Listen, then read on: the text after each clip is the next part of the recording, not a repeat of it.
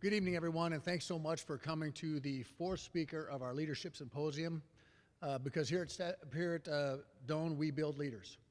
I almost said Stetson because my next speaker is a graduate of Stetson. Dave Ballesteros has been working in technology for almost 30 years and is one of the best connectors that I've ever been around. When he walks into a room, he's going to know everybody at that room, and more importantly, he remembers their names as he meets them in airports 4 and 5 and 6 years later. But it's crucial that we help our students figure out how to use their social media and use the people around them, and especially the Doane alumni, to build their network and to brand themselves. So tonight, Dave's going to be speaking on building relationships to build your brand. Please welcome Dave Ballesteros.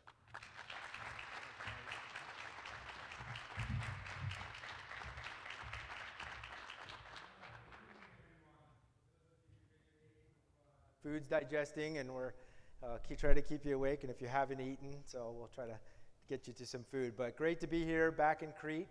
I say back because I did come out here with my wife Tony in October for homecoming weekend, so I got to a little experience of the area, the town, got to meet a lot of people on the campus, faculty, students, alumni, some board members, got to go to a football game, a tailgate first, of course, where I think Roger shook about 1,000, 2,000 hands in one day. I was a little worried he was going to get some tendonitis from it, but that was a lot of fun. Then went over to the field, watched Doane win their game. At one point, Mark Witeska, your athletic director, had us out on the sidelines, and you know, I was a little worried Roger was going to try to grab a headset and call a few plays. We kept him off the field too from going and getting into a ref's ear. He's known to do that a little bit. I'm sure you'll see it at some point. But really, we had a great time. Got over to Marty Fye's house. We got into town for some events. So it's really, it was a quick weekend, but it was a lot of fun. So we're definitely excited to be back here for the festivities for his inauguration. So real quick, I'm going to just do a little bit of a background.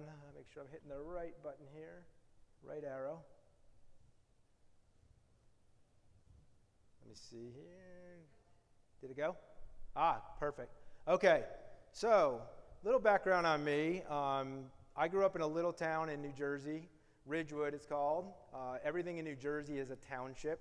There's a lot of very, very tiny towns you drive through, you don't even know you were there, but it was up on the north side of New Jersey, actually only about 20 minutes from Manhattan. You could actually see part of the skyline from there. So even though that's a pretty populated area, Ridgewood was this very small town, had your main street, had your hardware store, your movie theater, kind of everything, and you sort of knew everybody in that town. So come from that small town, and when I was finishing up high school, I was a baseball player. My older brother was a baseball player. He's about 5 years older than me. He had gone down to Florida to play junior college ball, and then he transferred to the school that I had never heard of called Stetson University, right near Daytona Beach, kind of between Orlando and Daytona. I'll admit to you right now, I really had no idea where I wanted to go to college. I remember going down there to visit him a couple of times. I remember staying in his dorm room. I said, this place looks as good as anything. So I applied, and I ended up at Stetson. Stetson has a very similar history to Doane from a timing perspective. Started in the late 1800s, was actually the first private college in Florida. First college with football, ironically, so a little trivia for you. They actually were a collegiate football program prior to all the big schools we know, and they used to even play Florida and Florida State and Miami, and even competed with them back then. Now it's a little different story, but Stetson is actually in a little town called Doane, Florida. Very old historic town, also very similar to Crete. I read yesterday that the railroad started coming here in about 1871. That's about the time Doane was growing as a trading post. So I think what the commonality here is I came from a small town, and I went to a small school in a small town. And as Roger talked to me about putting together this talk, I started thinking about it. I was like, you know, throughout my career, even though I've worked in technology, I've worked for some very, very large global companies, I've gotten to travel the world, see a lot of great places, I've sort of always had that small town mentality in my heart. I've always kind of, you know, rooted for the underdog because we were the small guys that could compete in the big bad world out there. So I kind of took that with me as I went into my college career and then carried it throughout my career. I want to talk a little bit about how I met Roger. It was about just over 10 years ago now. It's 2011. Matt Wilson, who's going to speak at his inauguration, a good friend of mine, he called me up one day and said, hey, I'm going to take the new football coach out to play golf. Would you like to go with me? And again, I mentioned Stetson had football in the early 1900s all the way up to the 50s, but they had killed the program. So they did a study in the 2000s and said, you know what, maybe we should bring football back. And Matt was involved on the search committee to find Coach Hughes. He came down, so we went out and we played golf. And right away, as many of you know him, very infectious, great personality. I find most people I meet from Nebraska are just great people. I'm not just saying that because I'm here. I really do believe that. And so we got a chance to get out, share a round of golf together, and I just sort of asked him, what his plans were, where he was going to live. Told him, hey, if there's anything I can do for you, you need to know where to go eat. You need to go where to get a haircut, get an oil change, all those types of things. Don't be afraid to reach out. So he did, but it didn't take me long to see that Roger himself is quite the master networker and can really work a room. So I went back and I found some old pictures. This, I think, is the first event I met Roger, saw him sort of working in the crowd at. It was at a tailgate of a game at the Tampa Bay, where the Tampa Bay Buccaneers play. And he really just captured so many people, and it was really, really great. One thing that was interesting, I remember this story. He called me up one day and said, hey, you told me that you know the area pretty well, and my wife, Laura, and my daughter are going to be coming down from New Jersey soon. They were still up there from his years at Princeton, and we're looking for a place to either buy a house or build a house. So I'm just trying to get some ideas. Where should we go? And I said, sure. What are you looking for? And when he told me, hey, I'm from Nebraska. I'd like a little more room, some acreage, I'm going to be the football coach, so I need to be able to entertain, have, coaches over and some players, maybe some boosters. So I really want like a back, kind of pool area, a screened in area. By the way, in Florida, all of our pools are screened in because we've got big mosquitoes and snakes and other stuff. But he told me this, and ironically, my wife and I had just made an offer on a house that sounded just like that. And I said to him, Roger, there's not a lot of that close to town. I only know this because I just went through the process myself and found this house. And he asked, where did you build? Or where are you going? And when I told him, he's like, that's a house that we looked at, love that thing. So it's kind of neat looking back on that story because we became very close over the years. Many a nights, together, families sharing time together. Then obviously he took over the football program, and the early days of Stetson football, obviously very difficult. You had a brand new program essentially, no scholarships to give out. You had to go recruit just about anybody you could. I think at one point he asked me if I had any eligibility left and I could run. And the answer was no to both. But he had to build this from scratch, and it was a lot of hard work that he did. And you can imagine those first couple of years there were not a lot of wins on the board. So after the games, there's a pretty high chance you would find them in my back lanai area with the coaching staff talking about things, and so we had a lot of great memories. But over the years, I did help him quite a bit. I tried to help everybody that comes to the town. I tried to introduce them around. I tried to extend my network to them because I just wanted to see them flourish and get more out of their relationship. So, and it wasn't until years later, I think Roger did say, he calls me the ultimate connector. And I started thinking about it. I never really thought about it. I knew I had a pretty vast network of people I've met through all walks of life, whether it be business, personal, through school, through town, things like that. And I had to sort of think about this. And I think I kind of started to realize how I got some of these skills naturally. So this picture right here, that's my dad.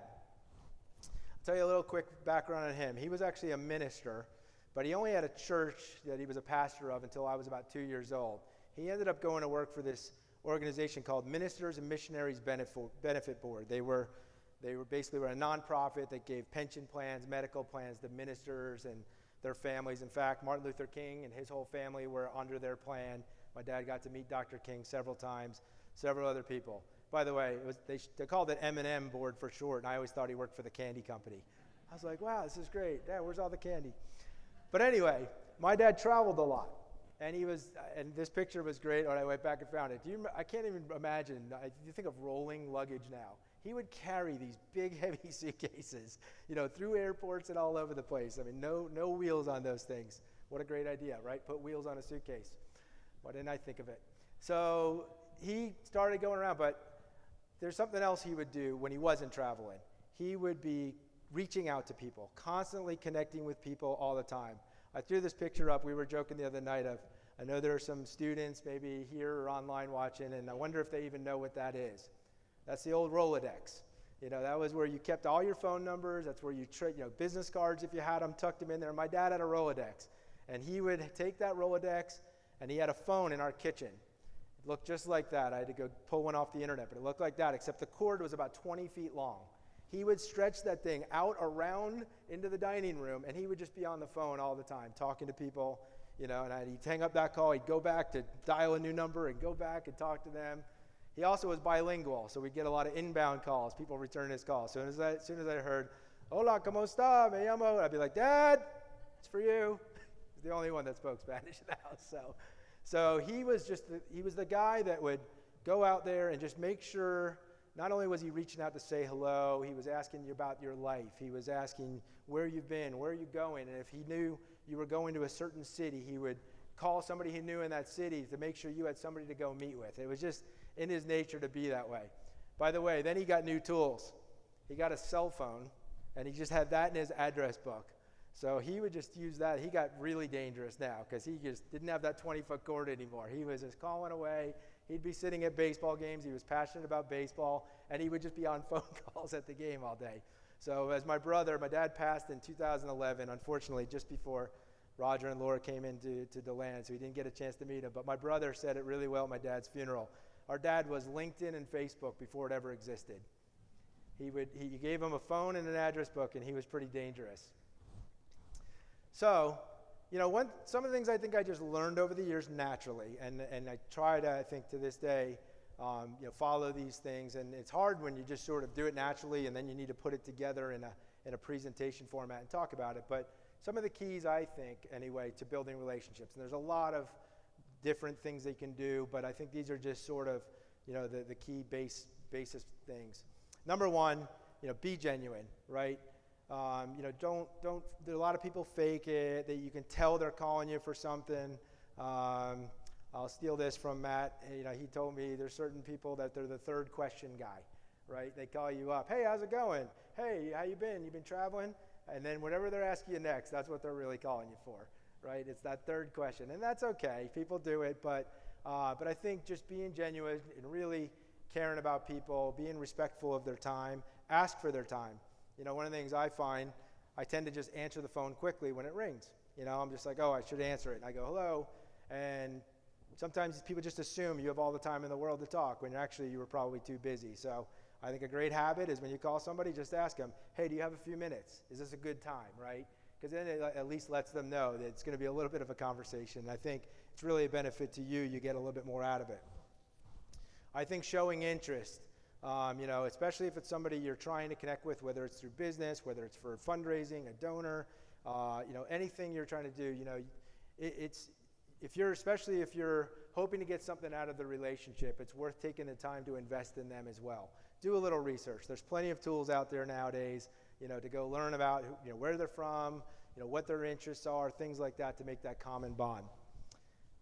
Roger actually said this in the beginning, remembering names. I mean, I think I actually, like most people, where I remember faces pretty well. I've heard a lot of people say I'm terrible with names, but I remember faces, and I think that is just human. So I think this is something where you have to make a little bit of a conscious effort to remember the name. Name association.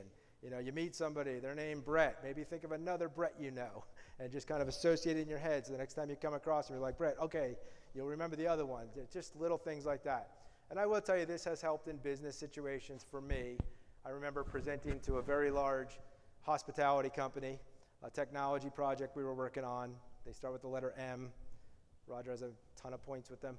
Anyway, I was meeting with this huge group of people. I mean, it was 20 plus people in this room. It was a big, short list, presentation we had to do. But they gave us a 30-minute window in the very beginning of the day to just do meet and greet, coffee, donuts, and all that kind of stuff. And I walked around the room, I introduced myself, I met all these people. About 4 or 5 of them I'd already met before, but the rest of them I didn't know till that day. But I just sort of, asked names and all this stuff. And I made a mental effort to really remember it. And throughout the day, this was about 6-hour, 7-hour day of presentations, I remember, I couldn't even believe I remembered so many names. So I could just turn and be like, hey, John, great question. And, oh, hey, Sue, you were asking about that. And, then, you know, Tom, this is going to affect you over there. And I just thought it was, like, worth doing, right? We ended up, you know, obviously did a great presentation. You know, technology was great. They liked a lot of other things, but our competitors were good too. We ended up winning the deal, or else I wouldn't be telling you the story. But I did ask them afterwards, and I talked to them about what they liked, you know, this and that. And one of the things they called out is they said, everybody was impressed that you remembered so many names, that you were actually calling people by their name, and then you made the effort. So I think it's a good skill. It's still hard to do, especially the more people you meet, but it always is good. Also, I think, you know, when you're networking with people, you know, if they mention I know somebody or maybe they have a connection, it's okay. Just ask them, hey, you mentioned that you know so-and-so. Do you mind making an introduction, or could you connect me? Would that be okay? It's just a good way to broaden your network. Go from there. I always like to say, go out of your way. Just don't say the words. You know, make sure you actually follow through on things. And this could be anything in life, you know. People may say, hey, next time you're in town, you know, let's play golf together, or let's grab lunch, or do things like that. You know, you can kind of tell which ones really mean it and which ones are just saying the words. I think it's really, you know, great if you can follow up and you can actually follow through on those things. If you offered it, make sure you actually do it. The other one that I think helps to build out a network even more, and a really solid network, is connecting people to other people. That's, again, goes back to the traits I got really from my dad. That's the connector part. Hey, I met you. Let me help you meet that person. And you can kind of almost watch the network grow. It's almost like, you know, a pyramid, you know, kind of thing that just keeps happening. And sometimes you forget, oh, I think I introduced that person. That's great. They're doing business now together, or they're friends, or they're traveling together now. So I think that's a really good thing. I'm reading a book actually right now, and I'll show it again in a couple minutes on the next slide. It's by a guy named Meyer, and it's called Setting the Table. And it's really a book around the hospitality industry. I focus a lot on customer experience, and that could be student experience. It could be fan experience at a game. It could be whatever situation. And Danny Meyer, this book is pretty specific to the restaurant industry. I didn't know who he was until I started reading it. He basically started a very famous restaurant in New York City called the Union Square Cafe back in the 80s. That led to opening another restaurant and another restaurant. But he has more Zagat ratings and more James Beard awards than anybody else. So he's kind of now legendary. But he actually talked about this in his book. Ironically, I just read this where he said he would gather so much data on his customers, especially his repeat customers. And this is in the old days, in the 80s, before internet, before tools, where he would write down little things like, this is where they're from. They like their coffee before dessert. They like this server. They don't like that server. They want this kind of table. So when they made a reservation again, he could always kind of help in that way. But then he went a step further. He would know like what their industry was. What did they do? And then if he had somebody else coming in the same night, he would try to seat them close to each other. Not close enough to be awkward, but just so that there might be a chance encounter between the two. And if he could be the one that made the introduction, that was really good. And he had a phrase for it called Benevolent Manipulation. And it was a way of him to build his own network of people together. By the way, he ended up becoming known as the place where all the publishers go in New York, because he would put publishers, he'd be like, I know that's a big publisher and that's a big publisher. Let me make sure they meet each other. Next thing you know, they're going, oh, that publisher eats here? This place must be good. And this must be where all the publishers go. And that's what he continued to do throughout the business. He also paid attention to a lot of other details, which leads to my next point, which is doing something a little extra, going a little bit beyond just the words or just something you talked about, something that might surprise them. Again, I'm a customer experience person, so I kind of call this the Ritz-Carlton service. The little extras that they think of that afterwards you're blown away, and they may not be even that big of thing. So, right from this book, I put the book up there in case you want to pull it off Amazon or look at it. That's his book. But he told a story of a big political convention that was going on in New York in the early 2000s, and it was on TV.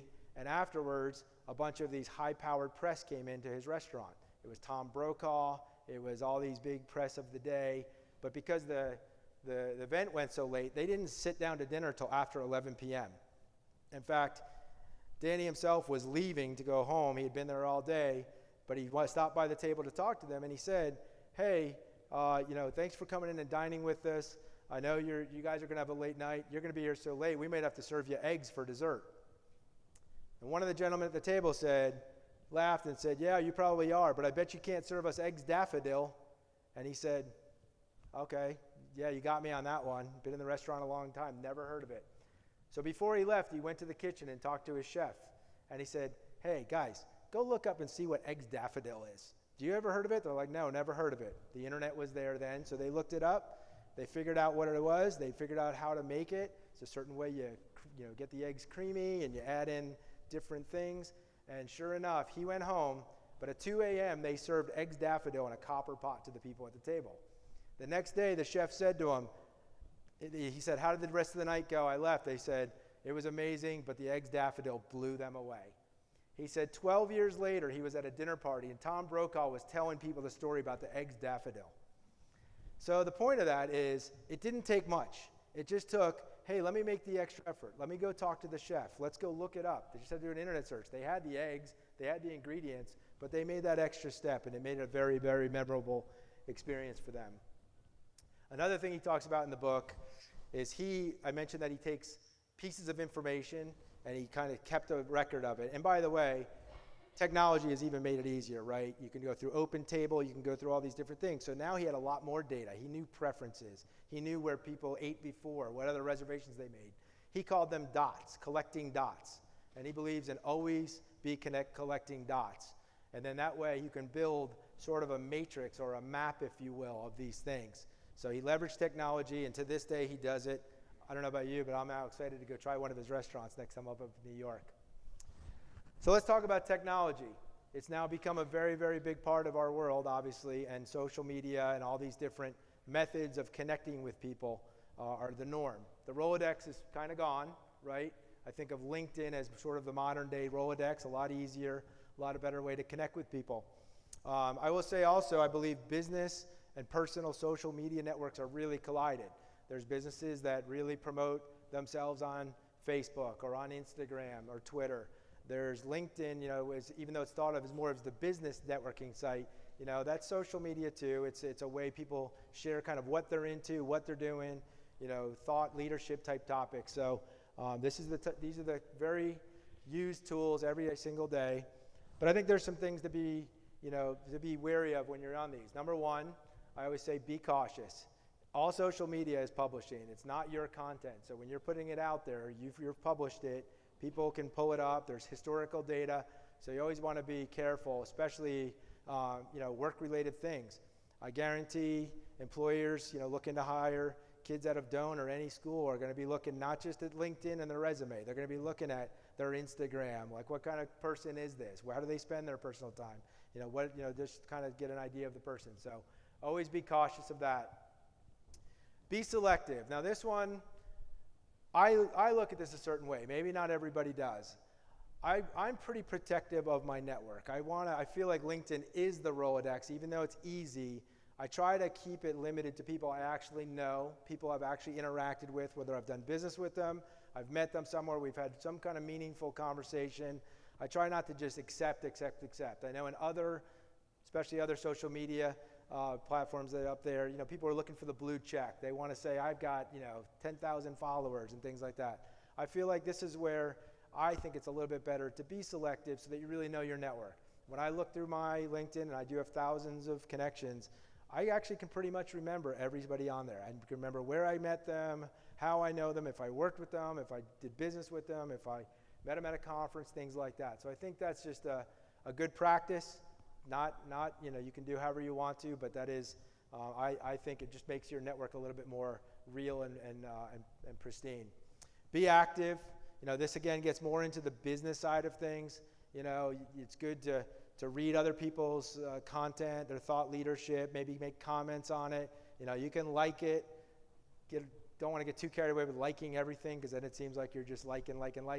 But I think it is good if you can see something and maybe add something to it or comment on it, or maybe private message them and say, hey, I saw that post you put out the other day. I thought that was really great. Have you ever heard of this, or things like that. It's just a great way to really engage a little bit further. And I also think be supportive. It's not a time to really promote yourself, especially, again, I'm going more to the LinkedIn and the business type sites. It's a good way to help others exceed and help them do better and promote their stuff. So let's get to the main topic here, building your brand. I think we all do have a personal brand. I know Roger's got a brand. Matt Wilson has a brand. I know everybody sort of, got their own, what they're known for. And I think that's the key question to continue to ask yourself. What are you known for? What will people think of when they think of you? I actually talked to somebody fairly recently who I had not met yet, and she said to me, "Oh, Dave, I've been waiting to meet you. I hear so much about you." And I was like, "Oh, really?" She goes, "Yeah, and all I hear is how you always help people." I was like, "Okay, I'll take it. That's pretty cool if that's what I'm known for." And I do try to continue to do that. But, and that doesn't have to be your thing. It could just be knowing what are you sort of known for, how do you take that, build your own brand. But I also think once you've built it, you've made a lot of effort to build it, you want to protect that brand. You want to make sure that stays with you. People are going to work for different companies. Students coming out of Doane are going to work for different companies. You may already be in a career, you may go to different companies. And yes, you always want to do what you're supposed to do for your job and your employers. But I also think that your reputation really transcends that. People change companies. People move around. The person that you may have asked you to do something you didn't really think was the right thing to do may not even be there themselves in a couple of years, and you don't want to go tarnish your brand from some action that you kind of felt forced into. So I really do think that's a key thing to do. I'm going to talk here at the end about the value of smaller schools. I started this off by saying I really do kind of feel like small can be better in a lot of ways. It's quality over quantity. It's how do I leverage this, or how do I take this experience and go out into the world with it, or continue to expand in my career. So it's obviously a strong connection point. When you go to a smaller school, I went to a smaller school, my son goes to a smaller school, and I even told him, hey, you're there to really learn, but also build a network, build the connections, because they're going to be continued to value. You're going to be valued by that the rest of your life. People want to help people. That's a general thing. Human nature is to help people, but especially if there's commonality, it gives you that extra little, hey, I know this person, we have a similar background.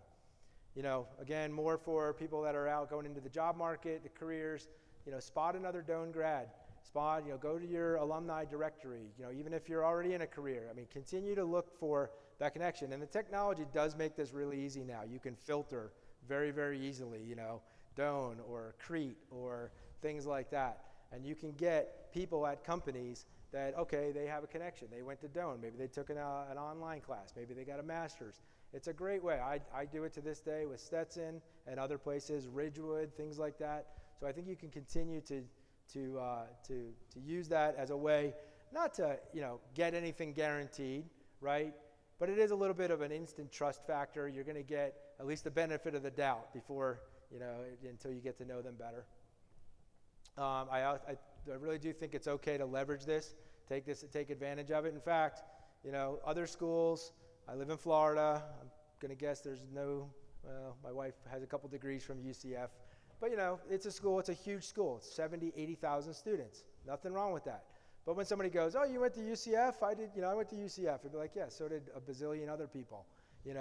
It's great, but it doesn't give you that same connection of, oh, you went to Doane? Hey, I went to Doane. Hey, what dorm did you live in? Hey, it's already a much more instant connection. And again, it kind of gets you a little bit of a head start. And it doesn't just work for, your alma mater. It doesn't just work for schools. It works.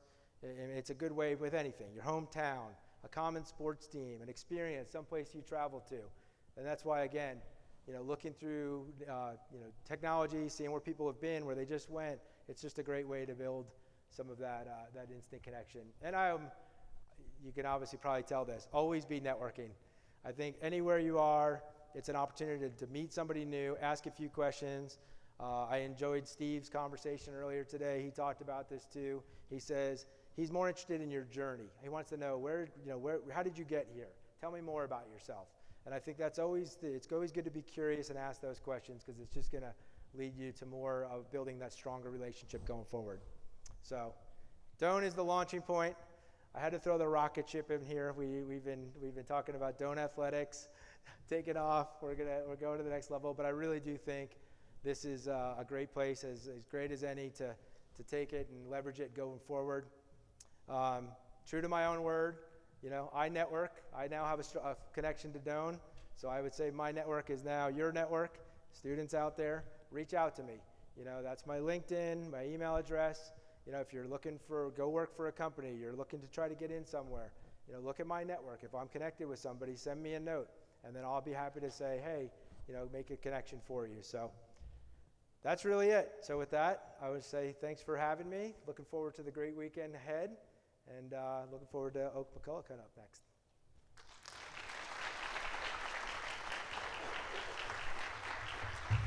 Oh. We have the microphone here. If there are any questions, I would bring the microphone around. We just have a little time here. If anyone has a quick question or not for Dave. I'll try not to get hurt. Careful. One of the things I've been thinking about is, given COVID the last couple of years, how does that change maybe the ways that some of our students might think about networking as they leave Doane now?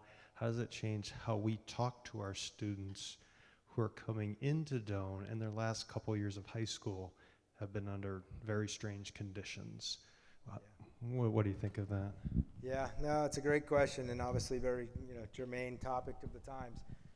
COVID, as we know, and Steve talked about this earlier, being an educator, a longtime superintendent of schools, it's changed things, there's no doubt, and it's changed things for the future in the way we interact with each other. In a lot of ways, it's been a good thing, right? Technology, people have started to realize, hey, I can be very productive wherever I am, remotely. I know people that have, they'll admit it now, like, oh, I was living in Spain for 6 months. Nobody knew, because I could just join all my Zoom calls and everything from there. And I think, I've been working from home for 20 plus years, so for me it was somewhat natural. But what was taken away during COVID was that ability to go to a conference, to go out and meet in public. So I think I think people have leveraged technology more now to been a lot more virtual meetings. And it's one of those, do the best you can. We're starting to see things come back to life, in-person events. So I think, make that online connection any way you can, but then also try to follow it up with another connection. And if you can't, at least do the videos, Zoom calls, video. It's face-to-face interaction. It's better than just a message. So, I think we're going to see the next couple of years.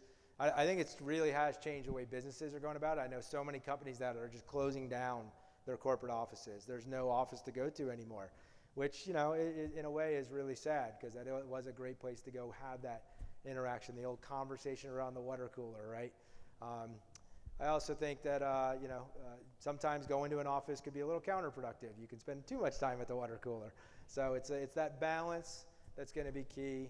So video conferencing as you can, as much as possible. If people are comfortable meeting in person, bridging that connection, I think that's just the way we have to sort of manage going forward for now. Any other questions?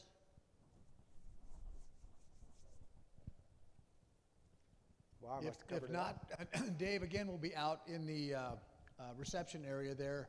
We'll take about a 10-minute break or so, and then we'll be back with Lieutenant Colonel Oak McColloch. Thanks.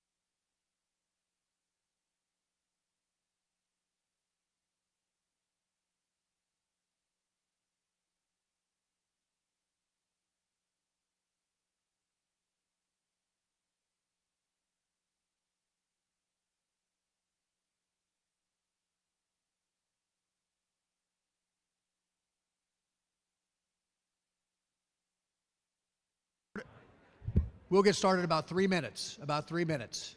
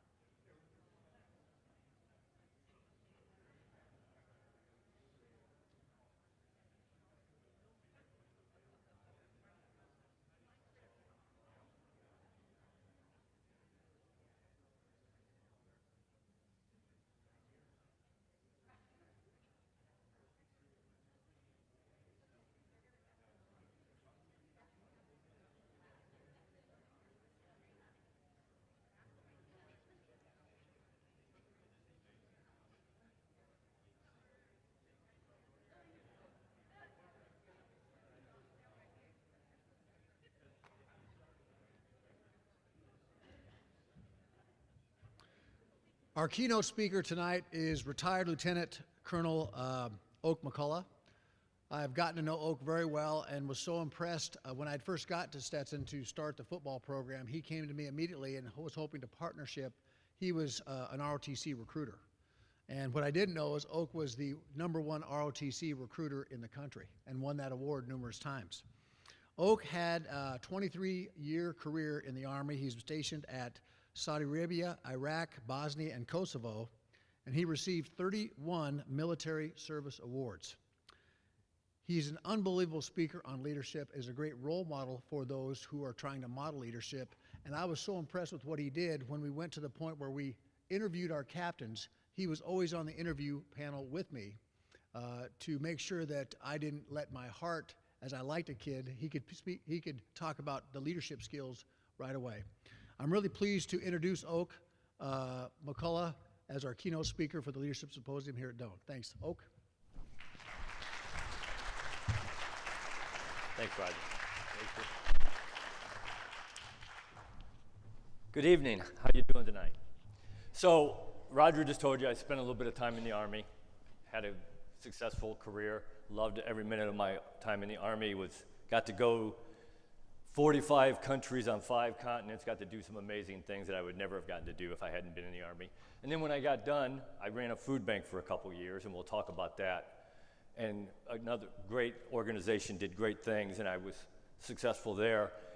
But I'm not here to talk about either one of those. We're going to talk about leadership, what made me successful or made me successful during all of those things that I've done. And not only those, everything in life. And it's all about leadership. And we're going to talk about some of that tonight. So the way I like to do it is we do this. We'll talk a little, I'll give you a definition of what I think leadership is, and then we'll talk about what good leaders do. And then we'll have some concluding thoughts, and if we have time, I know it's going to keep you here late, then I'm happy to answer questions, even if it's in the hallway. So the first thing I always tell people is you got to define what leadership is. And you got to define it for yourself, because everybody has a little bit different what it is.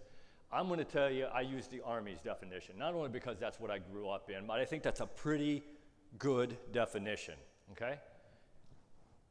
It's a process of influencing people, because leadership is about people. Plain, simple, no buts about it. Leadership is about people. So it's influencing people by providing them a direction, a motivation, and a purpose, and then also giving them so they can accomplish a task, a mission, whatever, and making the organization better. I will argue this with you, that I don't care what Fortune 500 company you go out there and look at. If you ask them to define leadership, I promise you it looks about like that. It might have a couple changes to make it more civilian than military verbiage, but that is pretty much what any Fortune 500 company, how they would define leadership. it talks about the who, the what, the why, and the how. And that's pretty simple to me. I can understand that. Even a dumb farm boy like me can understand that, okay? So as good as that is, I like to add a couple more things. I believe leaders have to lead by example. You have to set the example every day, and we're going to talk about that here in just a little bit. And then the last piece of that is that you got to take care of the people that are in your organization. Because if you don't take care of them, they're going to leave. They're going to go find somebody who does. And I think it was Richard Branson who said, train your people well enough that they can leave, treat them well enough so they don't want to. And that is so true and so key. And we'll talk more about that too. The last thing on this slide I want you to remember is, if you don't take anything else out of this presentation, is that last bullet. Leadership is leadership. I don't care where you learned it. I don't care where you practiced it. If you can lead any organization, okay? I don't know anything about a hospital. I try to stay away from hospitals. There's mean people in there trying to give me shots and to do mean things to me. I don't want to be around a hospital, but if you put me in charge of a hospital tomorrow, I promise you I can run it. And I prove that. Not a hospital, but a food bank. I was a combat arms officer in the military. The United States government paid me to kill people and blow stuff up for 23 years. I retired. I ran a food bank. You don't get any different than that. That's 180 degrees difference. When I took over that food bank, and I ran the day-to-day operation for 18 months, when I took it over, we were handing out 1.2 million pounds of food a year. 18 months later, when I handed it off to the next guy, actually it was the next gal, we were handing out 3.8 million pounds of food a year. Leadership is leadership. No matter where you learned it, no matter where you practice it, if you can lead anything. And it's about people. It's not about flow charts. It's not about organizations. It's about people. And we'll talk more about that as well. So leadership's leadership. So the first thing I kind of leads into the first slide here about what good leaders do. Good leaders lead, okay? And in my opinion, it's about selfless service. It's not about you. When I commission, we're going to commission 72 lieutenants this year out of our Army ROTC program. And I tell every one of them the day they get commissioned, I said, enjoy today, because today is all about you. You're accomplishing something that very few people do. Enjoy it. But just remember, once we pin those bars on you and you're done celebrating tonight, tomorrow when you wake up, it will never be about you ever again. It's about your soldiers, the people who work for you. It's about the mission, what you got to accomplish. It's about your organization, both local organization and bigger organization, in our case, the Army. And it's about the country. And then if we have time, we might talk about you, maybe. But it's not about you. It's not about you in what privileges you get or what titles you get or that you make more money and live in a nicer house and get to drive a nicer car. Now, I got it. Leaders generally get those things, and that's okay. Nothing wrong with that, as long as that's not the reason you want to be a leader. If that's the reason you want to be a leader, go do something else, because you're going to be a horrible leader. Okay? It's about you. It's all about you and how you treat the people in your organization and how you run the organization that you're in. And it really is about selfless service. It's not about you. And people, I get lieutenants all the time, young men and women who I'm commissioning say, but I really want that next promotion. I want that next pay raise. I said, you're going to get it. If you follow that, if you take care of people and you help them be everything they can be as good as they can be, you're going to get your raise. You're going to get your promotion because they are going to do everything they can to be successful for you, because they know you trust them, or they trust you, and that you have their best interest at heart. And if you do that, they will do anything in the world for you. Again, Army used to tell people, go charge that machine gun nest. And they do it because they trusted us. They trusted that we had their best interest at heart, and they were taking care of them. Still got to accomplish the job, accomplish the mission, but we were taking care of them, okay? And I always love that quote, if service is below you, then leadership is beyond you. You cannot be a good leader, in my opinion, if you're not about service, about selfless service, okay? You, as the leader, must set the example in everything you do every single day. I tell these young men and women, if you think that the people who are working for you are not watching everything you do every single day, you are pretty naive, because they are. And that's okay, they should. It's a privilege to lead people, and you ought to be doing the right thing. And I always tell them, if your people ever catch you not doing the right thing, you are done.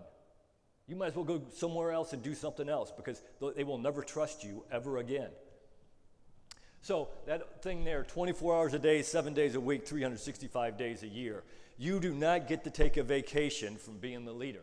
Does that mean you can't ever take a vacation? Absolutely not. I took vacations, but I don't know how many times I was on vacation and my office would call and say, hey boss, Captain McCullough, Major McCullough, Colonel McCullough, I know you're on vacation with your wife and kids, but we got a problem. And we really need your input. Because there are some things that only a leader can do. If that wasn't the case, why would we need you? Okay? There are some things that only a leader can do. And so they would call me and say, we got a problem, we need your input. And I'd go tell my wife to go do whatever it is wife and kids do on vacation, and I'd take care of my problem. And then when I was done, I'd go back to being the father, the husband that was on vacation. But you don't get to take a vacation. You are the leader all the time. And they are watching everything you do, I promise. You are the moral, ethical, and lawful compass of your organization. And you guys understand this. When I'm talking to young men and women, 17, 18, 19-year-old, they don't quite understand this yet. You will understand this. The people who work for you are just like your kids. They will do what you let them do. If you hold them to a standard, they will meet that standard. If you let them do bad things, they will do bad things. It is up to you to put that standard out there and then hold them to the standard. But the first thing is you must live up to that standard. Because the minute you don't and they catch you, it's done. Okay? So I'll give you an example. When I took over the mortar platoon, and in the Army, every time you take over an organization, you do inventory and you have to sign for all the equipment. And so I did an inventory of the mortar platoon, and we were missing a set of binoculars. And we really needed the binoculars to do our job. So the first meeting I had with the people who work for me, I said, we really need to find those binoculars. And everybody has every organization has this person in it. I know you do, and you know exactly who it is probably in your organization. I call them the Scrounger. Okay? That person who can find anything and get you anything you need. Every organization has one of those guys. And I had one in this organization, and I knew who it was. And about a week later, I walk into my office, and sitting on my desk, guess what's on my desk? A pair of binoculars. So luckily in the Army, we serial number everything. So I pull it up, and I look at the serial number, and guess what? Those aren't my binoculars. There's binoculars, but they're not mine. They belong to somebody. And so I went to the guy who I knew was a Scrounger, and I said, where'd you get those? And he said, boss, you don't want to know. I said, well, yeah, I really do. I really do want to know where you got them. And he goes, no, you don't. I said, take them back. He said, but you told us that we have to find our binoculars. I said, I did. I told you we had to find our binoculars, not somebody else's. If we had kept those binoculars, what was the message I was sending to my soldiers? It's okay to steal as long as it benefits us. I would have been done. Okay? You got to hold them to standards, and you are the one that sets those standards, and you have to live those standards. I absolutely believe that quote, and that is one of my favorite quotes. America is great because America is good, and America ever ceases to be good, America will cease to be great. I believe that. And this is the greatest country in the world. I've been in 45 countries on 5 continents, and even with all our problems, and we have plenty, this is still the greatest country in the world. I mean, you heard people come up here and tell you, same as me, I should not be where I am. The only place in the world I happen is in this country. Okay? So we have to get back to doing good things, because I think over the last couple decades we've had leaders at all levels in every profession, whether it's the government, the military, religion, education, business. I think people are forgetting that they got to do the right thing. And we got to get back to doing the right thing. Okay? And leaders do the right thing because it's the right thing to do, not because it's in your best interest. In fact, lots of times you do the right thing when it's not in your best interest, but it's in the best interest of the organization or the people who work for you. And you got to have the moral courage to stand up and do the right thing, even when it's not going to be the best thing for you. And if you do that, your soldiers, your people will do anything and everything you ask them to do. Okay. So the next thing I always tell people, young leaders, is you must be in charge. That's why we made you the leader. If you're not going to be in charge, then why do I even need you? Okay? You got to be that person who's going to be in charge. And the two things I tell young men and women, or even anybody who I talk about leadership, the two most important things that a leader does is they develop a culture of that organization, and then they have a vision and a plan on how they're going to get that organization from where it is right now to where you want it to be a month from now, 6 months from now, a year from now, 10 years from now, however far out you want to go.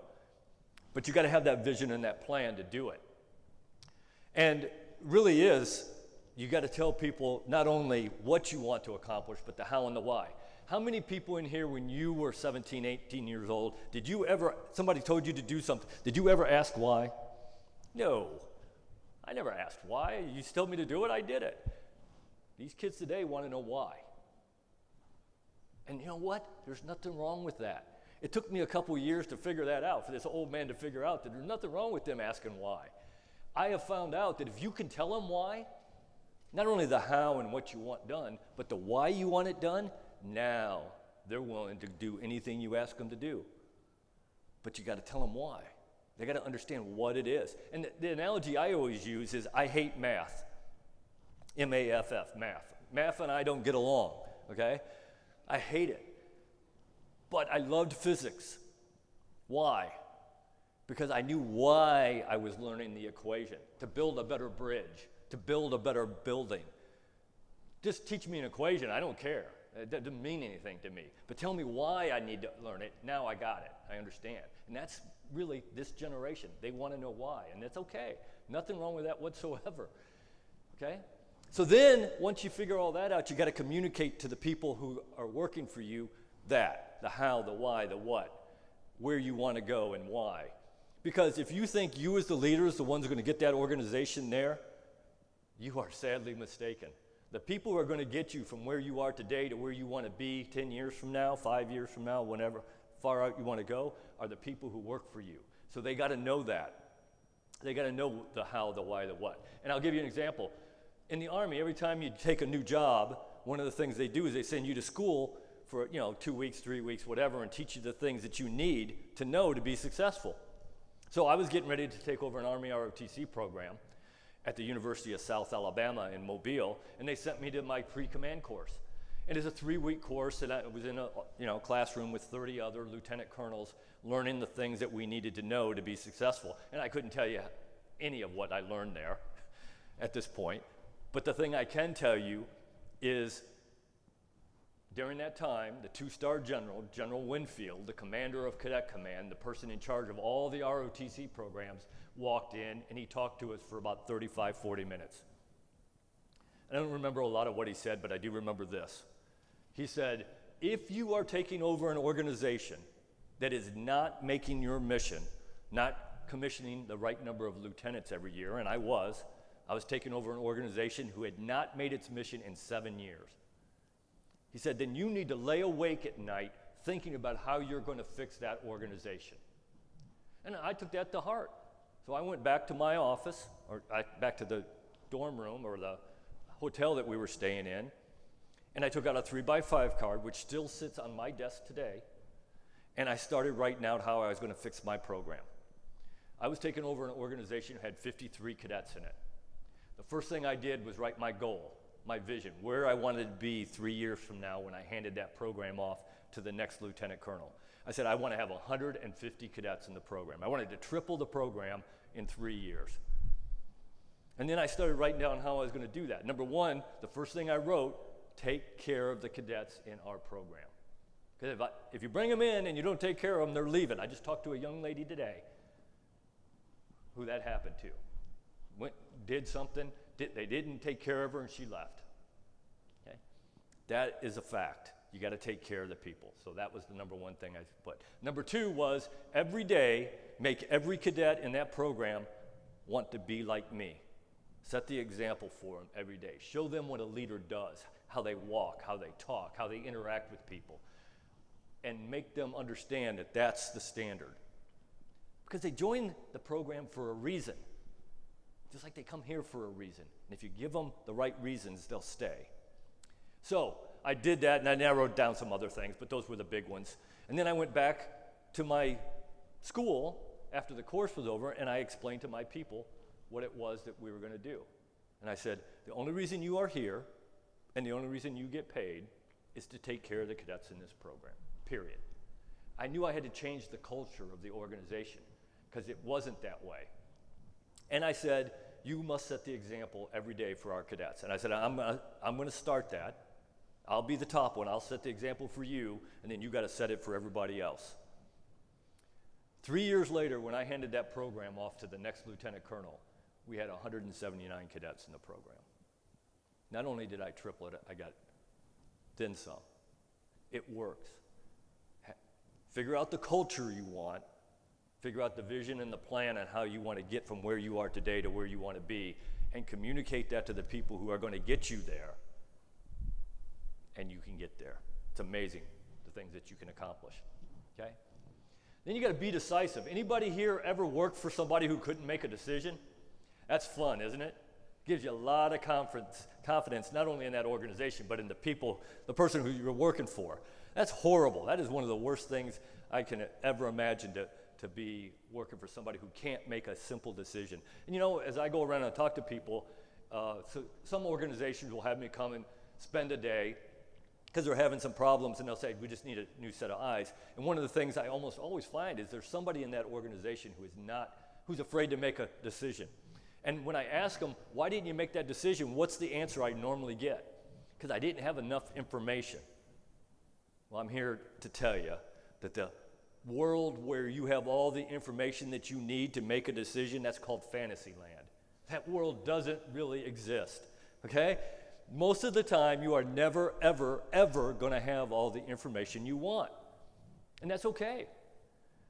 You as the leader, we're paying you to make a decision. So take what you know, make an educated guess on the things you don't know, and then start down that road. You can always make detours, you can always change as more information becomes available, but if you wait till you have all the information, it's going to be overcome by events. You're not doing anybody any favor. Your organization will no longer be in the forefront of whatever it is profession you are. You're going to fall behind, and that doesn't help your organization, and it doesn't help the people who work for your organization. So be decisive. It's huge. And don't be afraid to make changes. I may have put you in charge of something specifically to make changes. Maybe they're doing something illegal or unlawful or dangerous, and we need it to be changed. I was put in charge of several organizations specifically to change it. And I had a boss who said, Oak, if you keep doing things the same way that you've always done it, you're going to get the same result. You got to change. So don't be afraid to change. Don't change things just for change's sake. Anybody ever had a boss that did that, just came in and started changing things for no reason? Yeah, that doesn't give you much confidence either, because I promise you the reason they're changing is for themselves, not for the organization, if that's the case. I always like to take about a month or so when I take over an organization. The first thing I do, though, the one thing I change every single time immediately, the night before I take over an organization, my wife and I will go into my office, the office I'm going to have, and we'll put all my I love me stuff all over the walls. And if the desk is facing this way today, it's going to face another way tomorrow morning. I want people to know when they walk in the next day that there is a new person in charge. That's an easy one. That doesn't affect anybody but me. Then I go out and I walk around and I start asking questions. I figure out where we are today. How can you figure out where you want to be 10 years from now if you don't know where you are today? So I go around and start asking people questions. Why do we do it that way? Is there a better way to do it? Do you have some idea on how I can make your job easier? And I start walking around talking to them. You do two things when you do that. Number one, you make people feel they are a valued part of the team, because they are. And they think, well, the boss is coming down to where I work and asking me my opinion. Wow, that's huge. Do you know how much respect you just got from that person? Unbelievable. And then the other thing is that you're going to learn some things. You're going to learn how what things need to be changed. I always tell people, my father's best friend when I was growing up worked at Chrysler Motor Company for 38 years. You know what he did for 38 years in that assembly plant? He put on fenders on whatever vehicle was being made for 38 years. So if you were running that assembly plant and you had problems with the fender, who would you go talk to? I hope you'd go talk to the guy who's been doing it for 38 years. He probably knew there was problems, but nobody came around and asked him. And even if he did bring it up, probably somebody said, I don't care about your opinion. You're just putting fenders on. Go do your job. You got to get around and talk to people. You will learn some amazing things, and you're going to start making them feel like they're a valued part of the team, okay? Don't ever accept that answer. If you ask somebody why we do this, and they tell you it's the way we've always done it, what a horrible answer. Now, if you say that's the way we've always done it, and it works, and this is why, then I'm going to believe you, at least until I can prove otherwise. But a lot of times, if I ask you why we're doing something, probably I think there's a better way to do it. So, but I want your opinion, because you're the expert. Anybody who believes that, any leader who believes they're the expert and they can't learn from somebody else, I hate that word expert, okay? Because I'm here to tell you, I don't care how long you've been doing leadership or doing something, you can always learn from somebody else, okay? So don't ever accept that answer, okay? The next thing I always tell people is that you must be able to communicate. If you can't communicate, you cannot be a leader. It is what leaders do. If you can't stand up in front of people and tell them what you want, then you can't be a leader. And I get people all the time as I go around and talk to college students mainly, and somebody will say, Colonel McCullough, I just can't stand up in front of people and talk. I say, well, two things. Number one, if you really can't, then you're never going to be a leader. Go do something else. But number two is that you can. Communication is a skill just like riding a bike. You can get better at it if you want to. Anybody here, raise your hand, you got on a bike the first time and never fell, right? We all did, okay? I still have scars, I think, from the times I fell riding a bike. It just takes practice, and communication is no different than that. It just takes practice, okay? But it is what leaders do, and it's never as good as you think it is, okay? As you go around, if you go to any organization here on campus and you ask them how communication is in their organization, or off campus, downtown, every one of them is going to tell you, most people will say, oh, it's good. And I'm here to tell you I doubt that, okay? Because it generally isn't good. And if you want to make your organization better, really better, and the communication in your organization better, then you have to train yourself and everybody else to ask that question. Who else needs to know every time you find out some information? And here's why that's important, okay? I might assign you a task and give you all the stuff you need to do it, and then every month, every week during the staff meeting, I'm going to come back and ask you, how you doing? You're going to give me the progress. I've done this, I've done this, I've done that, but I'm still missing this piece of information. I can't figure it out. Guess what? He had that piece of information all along. He just didn't know you needed it, so he didn't share it. That happens all the time. Just think about how much more efficient and effective your organization will be if you start sharing the information. And you got to train yourself first, because none of us are that good at it. We got to really train ourselves to do it. The next part about what communication for a leader is it must be a two-way street. If you think communication, if you're the leader and you think communication is me talking to you and not listening to you, you are not a leader. At best, you are a boss. At worst, you're a dictator, okay? Communication is a two-way street. I tell people the way I like to do things, when I can. Now, I know when people were shooting at me, I didn't have time to pull everybody together and talk to figure out ideas. It was that bad man shooting at me, goes make him stop, and this is how we're going to do it, okay? Most of you do not have that problem, thank God. But when I had the time, I would pull all of my junior leaders together and I'd say, okay, here's the problem we have. This is the issue we have. This is the decision we have to make. Give me some ideas. If you do that, here's what I'm telling you is going to happen. You are going to be absolutely astonished at the results you get. Some people that you think are your stars, your superstars, are going to give you horrible answers, horrible ideas. And people that you think are your worst employee will give you some of the best ideas. I had a boss who retired from the Army, a 4-star general, General Craddock. And he said to me one day, he said, Oak, a good idea is a good idea, whether it comes from a private, the lowest ranking person in the unit, or a general, the highest ranking person in the unit. He said, and a bad idea is a bad idea, whether it comes from a private or a general. You as the leader, that's what you're getting paid to do, is to figure out what the good ideas are. You're under no obligation to use any of those ideas. But here's what happens when you do. 2 things. When you throw that out there and let people start giving you ideas, 2 things happen. Number 1, they feel a valued member of the team. You ask them their opinion. Even if you didn't use their opinion this time, you might use it next time. But you asked their opinion.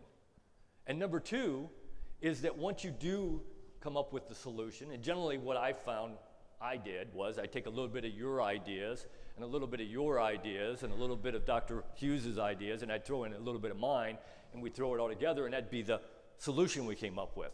When you do that, guess what? It's no longer Colonel McCullough's solution, it's our solution. We all had a say in it. Now they got some skin in the game. Now it's important to be successful. And they will work extra hard because it's their solution, not you telling them what to do. It's all of us coming up with the idea. If you got time to do that, then you should do that. A 2-way street. So I like to do it that way.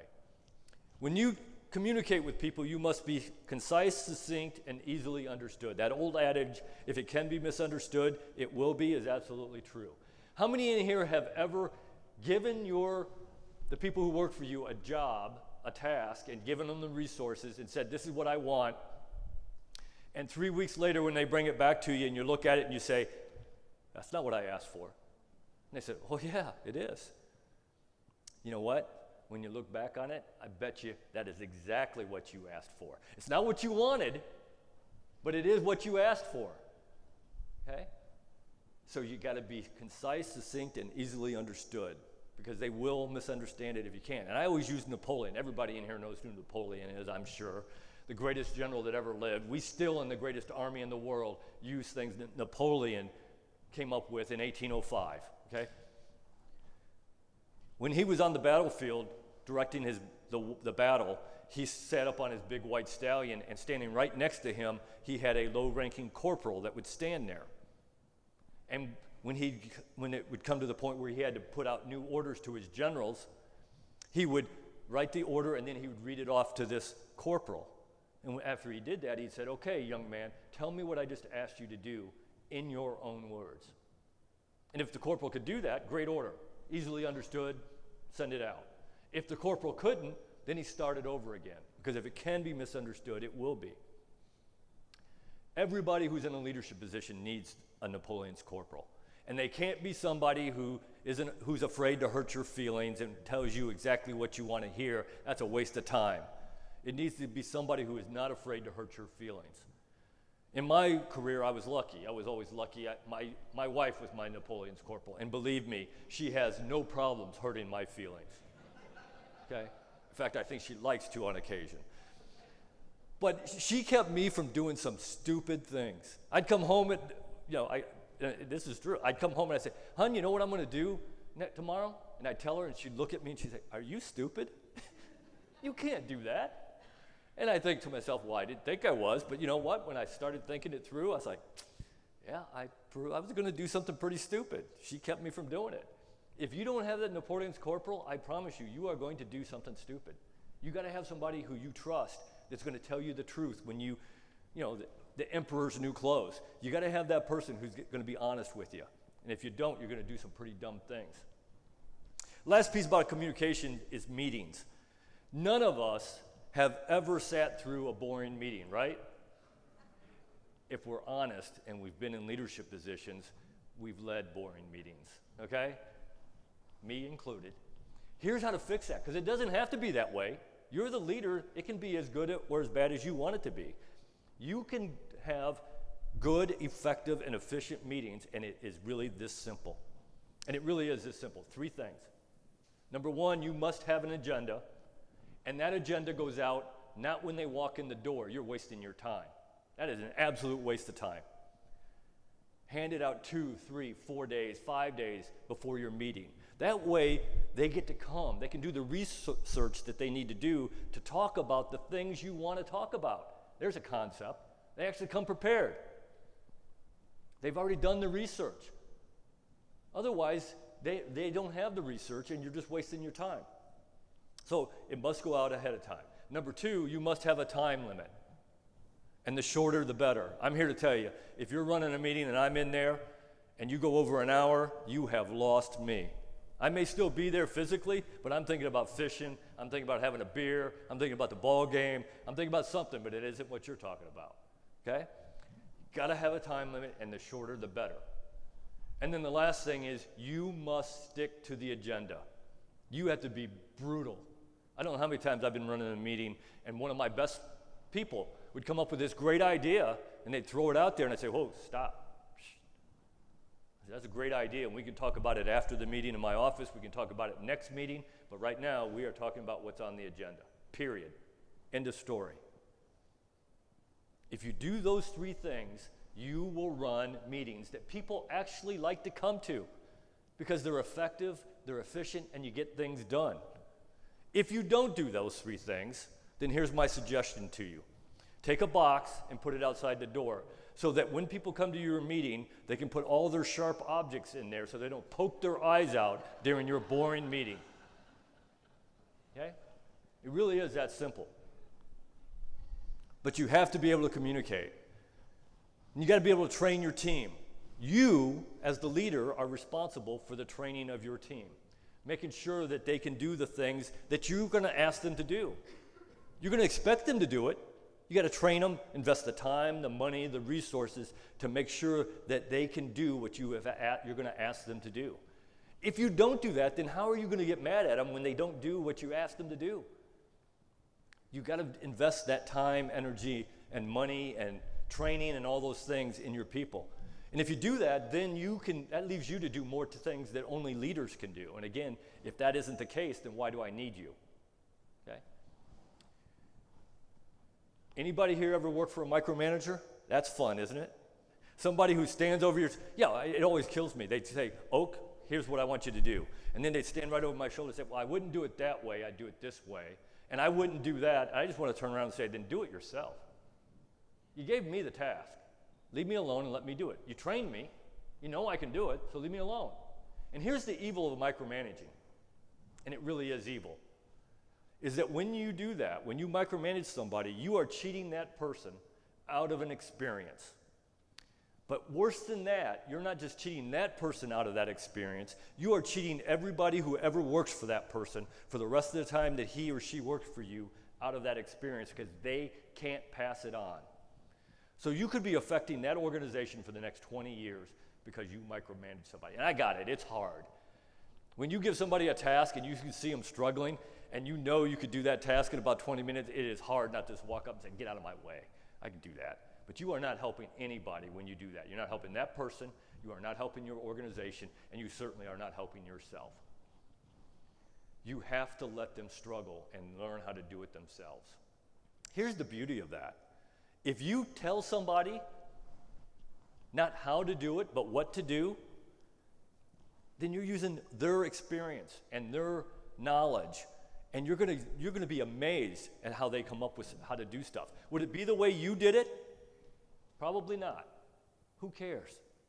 As long as they give you what you want, who cares? And I always use the objective and guidepost method. I tell them what I want it to look like at the end, and here's your right and left limits, your guidepost. You can use this much money, these many people, this many resources, you got this much time.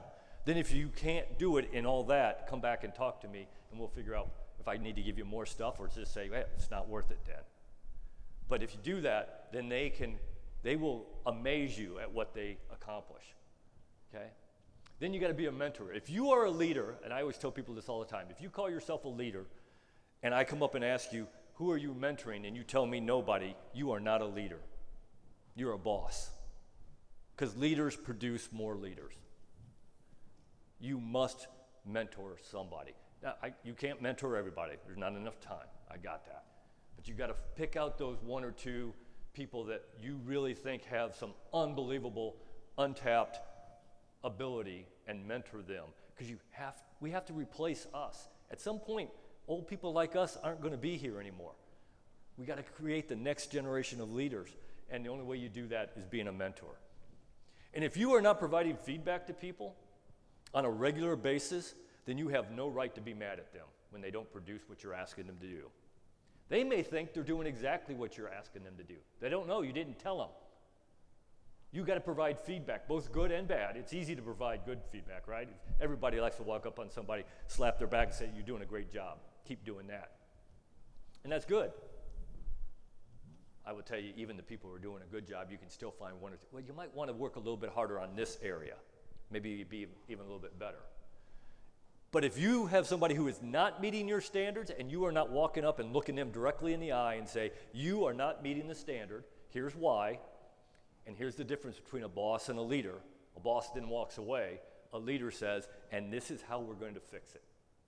Here are the things we are going to do over the next 3 months, 6 months, year, to help get you back up to where you're meeting the standard. Then it is on that person. Now it's on them. They either step up and they start meeting the standard, or they don't and they get to go do something else. Because I'm not going to keep them after that. If they're not going to put forth the effort, I don't need them in my organization. But you got to at least give them that chance. And leaders give them that chance. Okay? Okay. Build a team. Again, everybody needs to be a valued member of the team. You got to really work on that, and trust is the key to that. But, it can't have the zero defects. You can't kill somebody the first time they do something wrong. You can't destroy their career. You can't have that zero defects, because then that stifles all kinds of creativity and ingenuity and growth and all that. I had a boss who said, Oak, if you didn't make a mistake today, you probably didn't do anything. He said, I don't care if you made a mistake. Nobody is perfect in this world. I keep trying to convince my wife that I am, but she's not buying it. Okay? Even after 35 years, not buying it. Nobody is perfect. We are all going to make mistakes. Doesn't matter. What I care about is, what did you do after you made that mistake? Did you sweep it under the rug? Did you blame somebody else? Or did you walk up to me and say, hey boss, I messed up today, and here is how we're going to fix it? I say, okay, let's go fix it. And you really do have to own your mistakes. Because you are the leader. You are responsible for everything that does or does not happen in your organization. Doesn't matter if you were the one that did something wrong that caused that organization not to meet the mission, the task get completed on time. You're the leader, so it's your fault. And it is. You can delegate all the authority you want, but you can never delegate the responsibility. That is your name is on the blame line. And I always tell people, my philosophy has always been very simple. If my organization did what it was supposed to do, I walked up to my boss and said, hey boss, look what my guys and gals did. And Joe, John, and Jane, they did a fantastic job. And you do that in front of everybody. If my organization did not meet my mission, did not do what we were supposed to do, in front of everybody, I walk up to my boss and say, hey boss, I screwed up and here's how we're going to fix it. Because it's my fault. And when I've done that, boss says, okay, let's go fix it. And that's the philosophy I've always picked up on since somebody did that for me. Okay? And you really do have to motivate people. It was right in the definition I gave you, right? You got to motivate people. And you got to figure out what it is that motivates people. And it's not reward and punishment. That's how you train dogs. That's not how you motivate people. Doesn't mean you don't reward people who deserve it, and you don't punish people who deserve it, because you do have to do that. But that's not how you motivate people. You motivate people by giving them a sense of purpose. And unless, it is not money and fame. There are people out there, I got it, there are people who are going to work for you who are only there for a paycheck. I got it. And as long as they're doing their job, I don't care.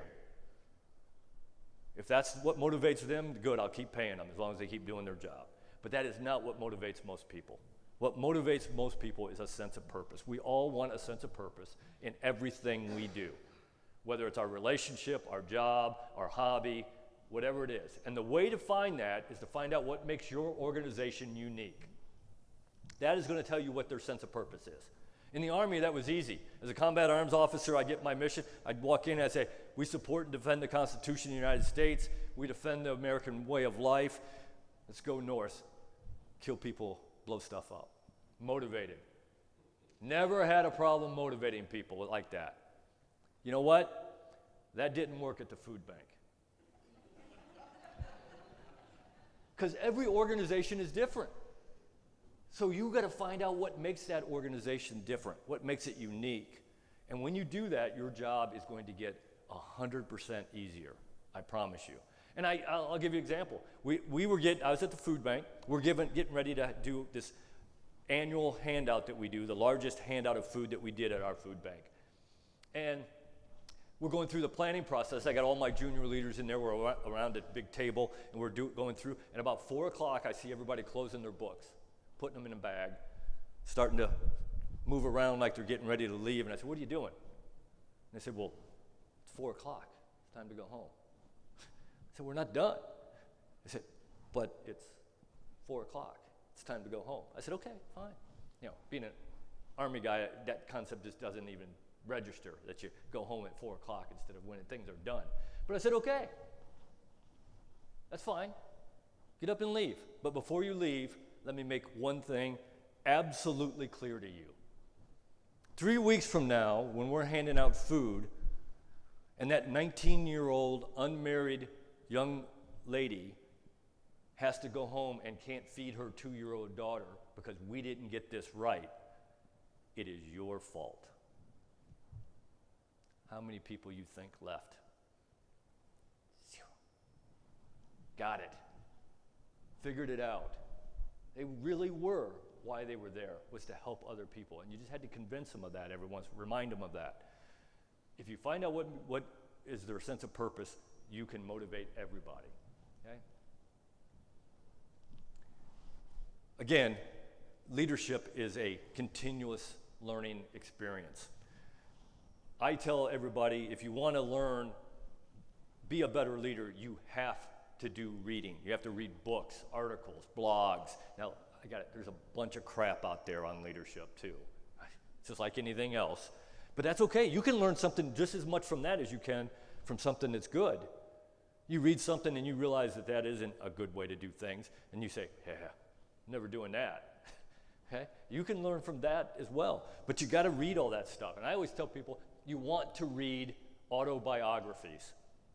Because then you not only learn what that person did, you learn why that person did it. And in this audience, I get away with this. I can't get away with this anymore with the younger audience. My favorite autobiography is not about a general. It's not about somebody in the military. My favorite autobiography is Lee Iacocca. Everybody here knows who Lee Iacocca is, right? At least most of you. And the reason I love it is one of the things he was talking about was he had this car that he designed because, you know, he retired the CEO of Chrysler, but when he was a young man, he was an automobile engineer, designer of cars for Ford Motor Company. And he designed this car and he wanted Ford to build it, and Ford just refused to build it. 2-3 years in a row, they just said, no, we're not building that car. No market for it, they said.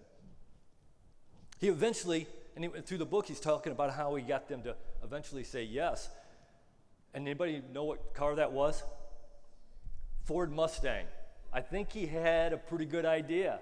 Now, to be honest, he also designed the Pinto.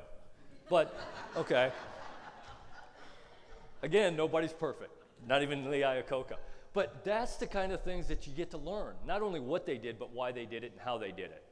So I always tell people to do that. It really is. And you can learn as much from there.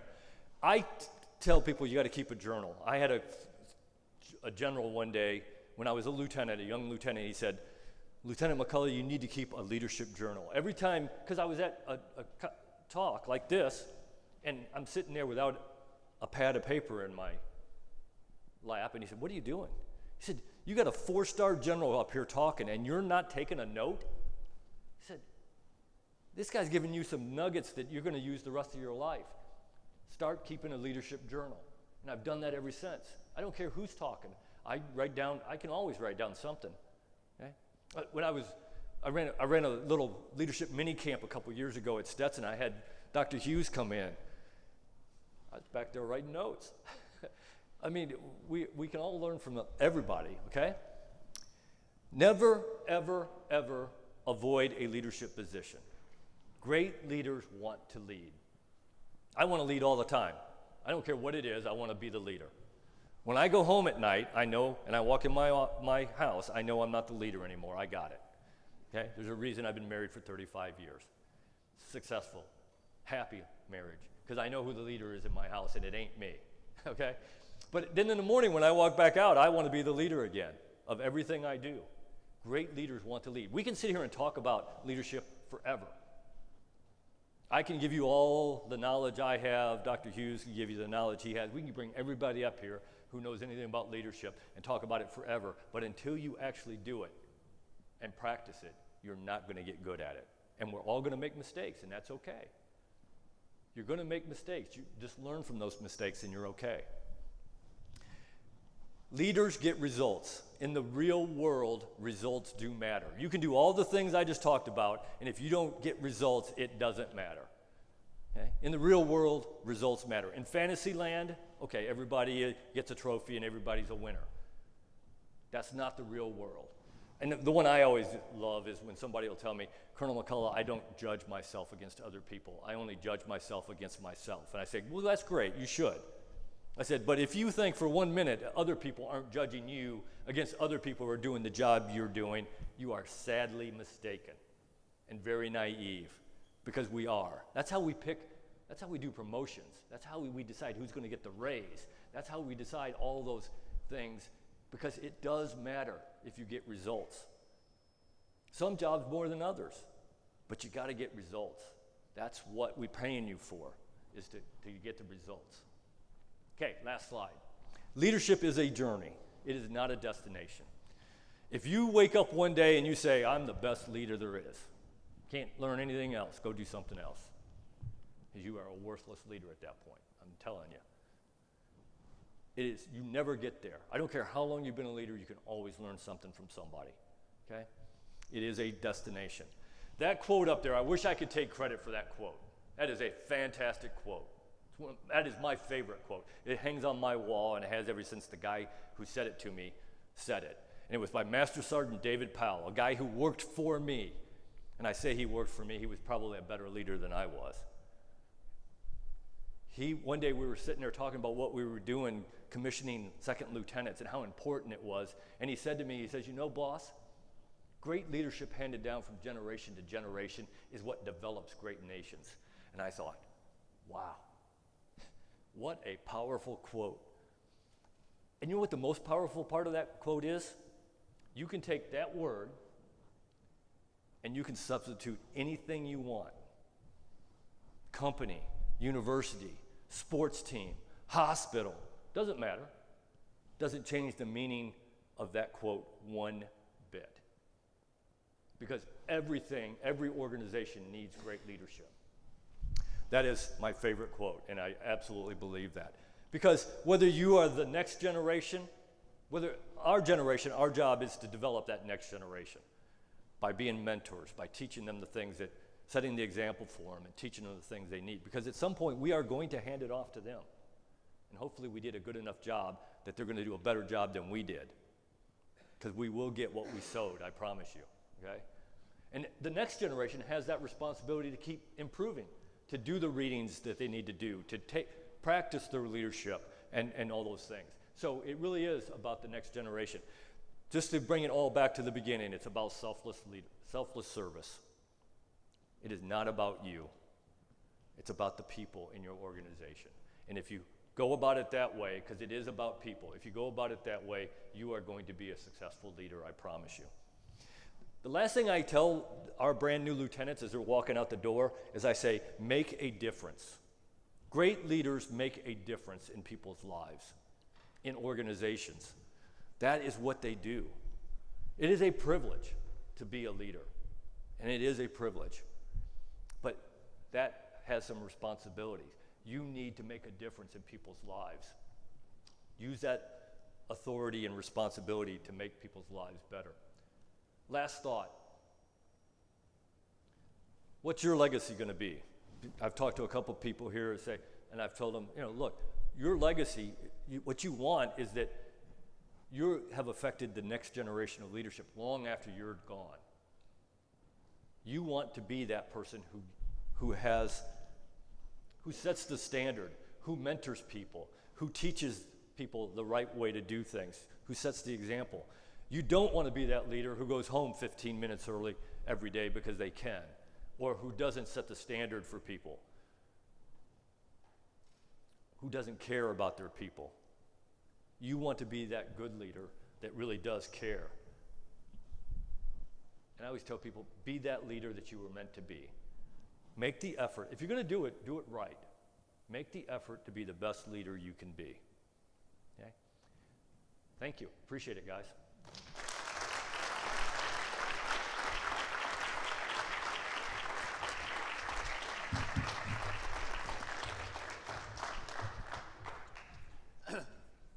We'll have some refreshments across the hall. They'll go join us, and Colonel McColloch will be out there to answer any questions you might have at that time. But mine goes away tonight.